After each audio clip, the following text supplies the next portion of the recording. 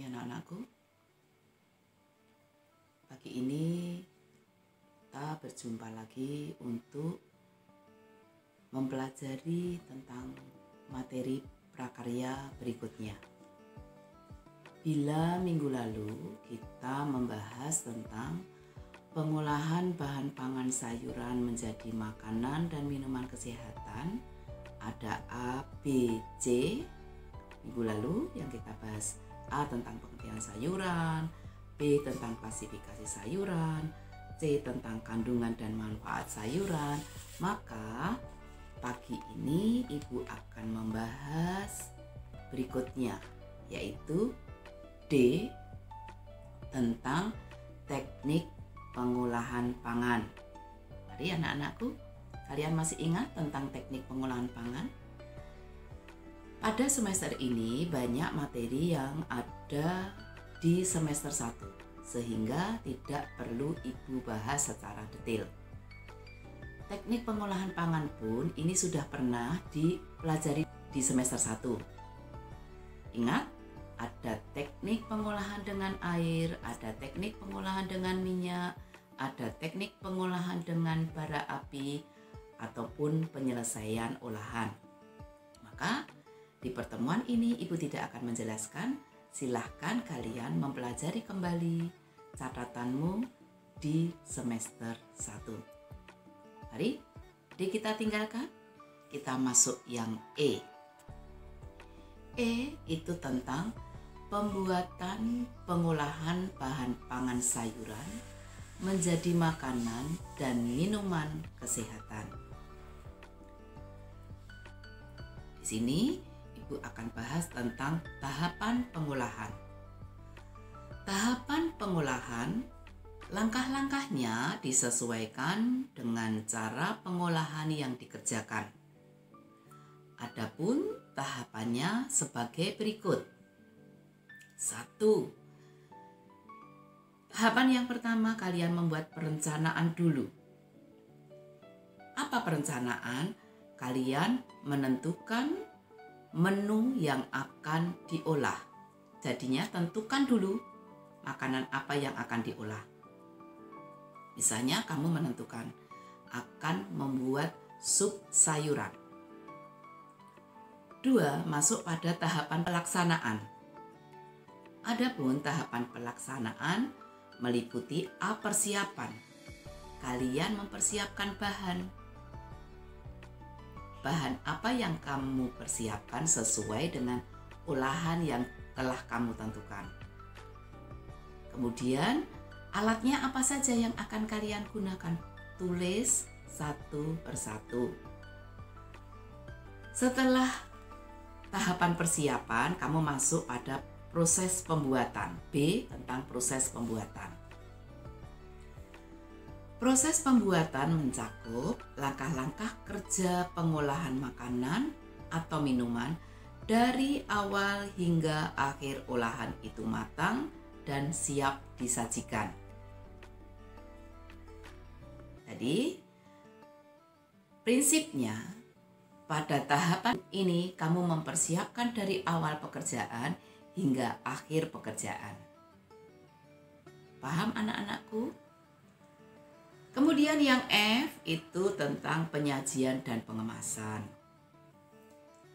Penyajian dan pengemasan bertujuan untuk meningkatkan daya tarik tersendiri dalam pengolahan makanan atau minuman.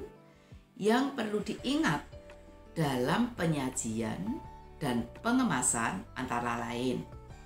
1. Gunakan bahan yang tidak membahayakan kesehatan. Ini perhatikan sampai pada hal-hal yang kecil. Misalnya penggunaan stapler. Ini membahayakan. Kemudian penggunaan plastik, di mana kamu memasukkan makanan dalam keadaan panas. Itu tidak boleh. Jadi perhatikan hal-hal yang kecil. 2. Membuat tampilan makanan atau minuman lebih menarik. Jadi, bila kamu menyajikan makanan ataupun mengemasi, tentu saja tujuannya adalah menarik. Maka buatlah sajian dan kemasan itu lebih menarik. 3. Perhatikan pada penyajian atau penggunaan wadah ataupun alat saji yang tepat. Apa maksudnya? Contoh, ibu bertanya, sendok makan, apakah bisa untuk mengambil nasi? Tentu jawabanmu bisa. Tetapi apakah sudah tepat penggunaan sendok untuk mengambil nasi? Jawabanmu pasti tidak, karena ada alat pengambil nasi. Kalau kamu menyebut adalah entong. Sama juga, apakah alat pengambil sayur ini bisa untuk makan? Tentu saja kamu jawabnya bisa. Tetapi apakah itu sudah tepat? Jawabanmu tentu saja belum.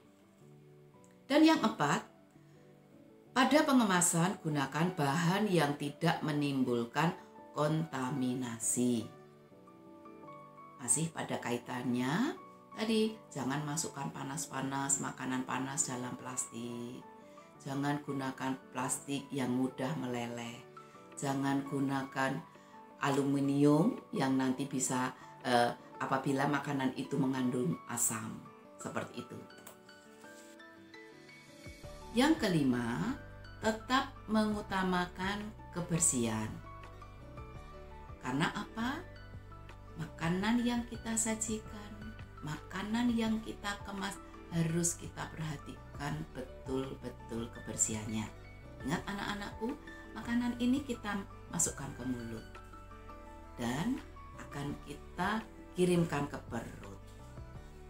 Sangat tidak baik kalau kebersihan ini tidak kita jaga. Itu intinya.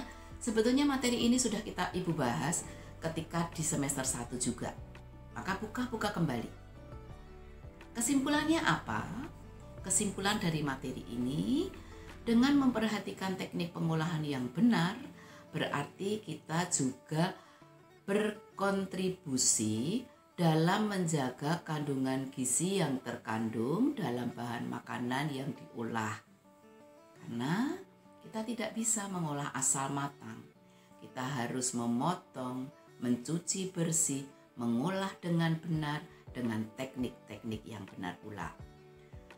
Begitu pula dengan memperhatikan penyajian dan pengemasan yang baik dan benar, bisa kita meminimkan kesalahan-kesalahan yang dapat mengurangi selera makan dalam tata hidang. Paham tugasnya untuk kali ini? Ya, mari dilanjutkan pada tugasmu. Tugasmu mempelajari buku paket prakarya semester 2 halaman 135 sampai dengan 151. Tentu saja kalau nanti buku prakarya paket 2-nya sudah dibagi. Kalaupun tidak, catat di buku catatanmu terlebih dahulu. Sekian anak-anakku, perjumpaan pagi ini. Selamat pagi, selamat belajar. Terima kasih.